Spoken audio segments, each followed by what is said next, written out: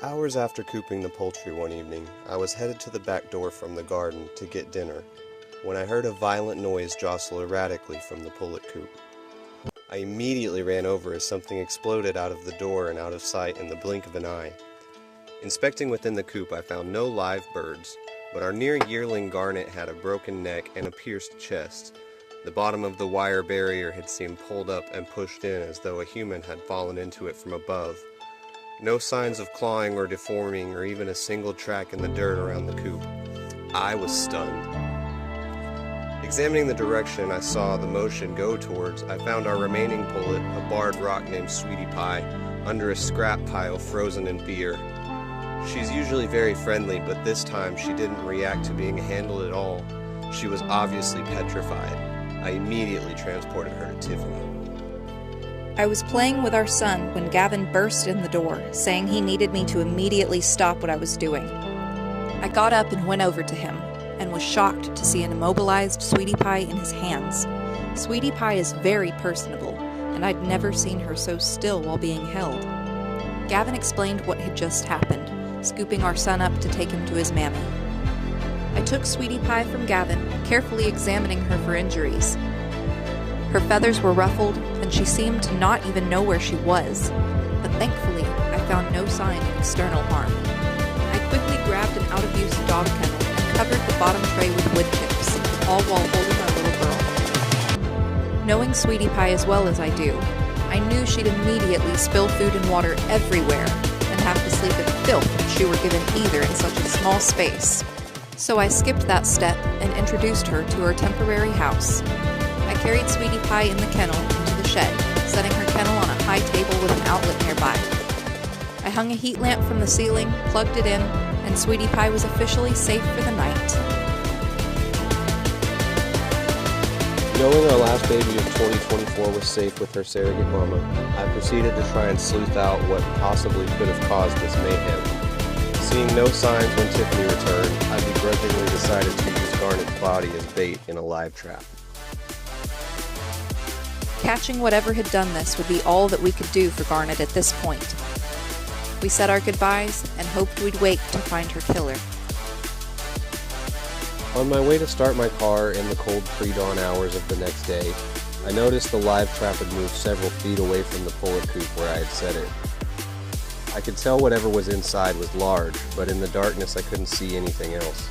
So I crept up with a flashlight slowly, beginning to think it was a large feral cat, when it started clicking, and I caught a glimpse of gigantic, captivating yellow eyes. This beautiful creature filled the trap nearly end to end. I immediately rushed to wake the family and began researching what to do. After confirming that the bird of prey was a great horned owl and we were to release her ourselves when it was safe to do so, I went to work. After Gavin told me what had happened, I quickly went to check on the owl. Upon seeing her, I noted that she was likely young due to her stature and the size of her horns. My best guess was 1 to 3 years old. I checked her for injuries as best I could through the live trap and noted a scratch above her eyes, but otherwise she appeared unharmed. We watched each other for a few minutes, and I dubbed her Athena. Throughout the day, our son and dog came out to check on Athena with me. This was a bit challenging as our 1-year-old really wanted to touch the pretty bird. He settled for helping me give her a blanket. We covered the live trap with a large sheet to help mitigate stress for both Athena and our chickens. As the day wore on, Athena started to look a bit more relaxed and clicked at us less each visit.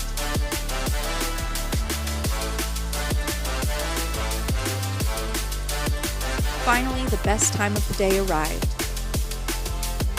When Gavin and Pawpaw came home from work, Pawpaw retrieved thick welding gloves and a cloth bag, and we took these, along with Athena, still in the trap, to the field at the back of the property. Pawpaw opened the trap and worked his hands back slowly, talking sweetly to her and petting her when she got a little more comfortable. After a few minutes, he worked his hand over the top of her wings and got her to drop her wings down, enabling him to give her encouraging pushes towards him.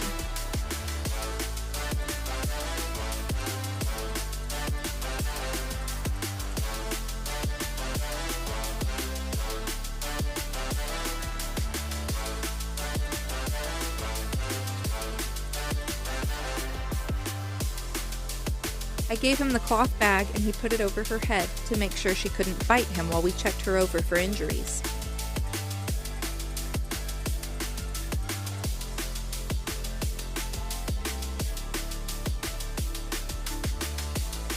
He then put a hand under her and kept the one over her wings, like holding a chicken. He held one of her feet and let the other rest on his arm so she'd feel comfier, and took the bag off her head when she seemed calm.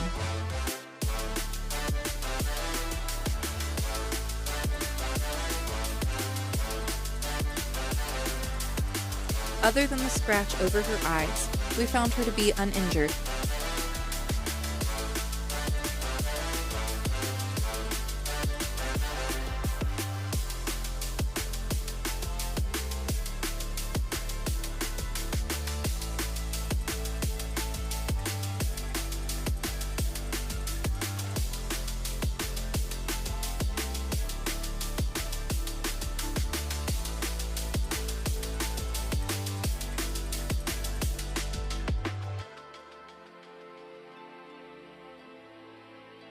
She let Pawpaw pet her.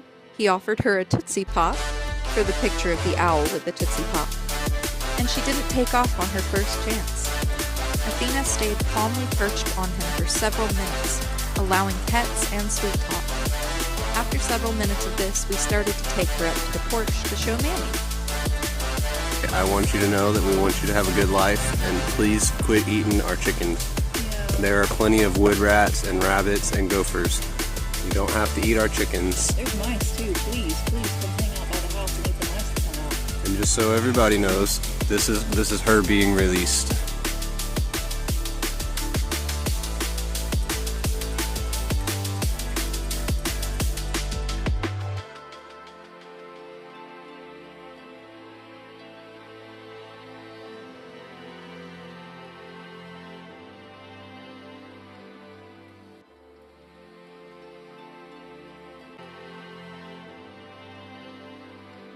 After several minutes of this, we started to take her up to the porch to show Mammy. After our small party had walked about 10 feet, Athena decided it was time to go. She took off into the edge of the forest and landed in a tree within eyesight. It was breathtaking. We miss her already, and we're hoping she'll decide to come visit us from time to time. Hopefully because she loves us as much as we love her, not to steal our chickens.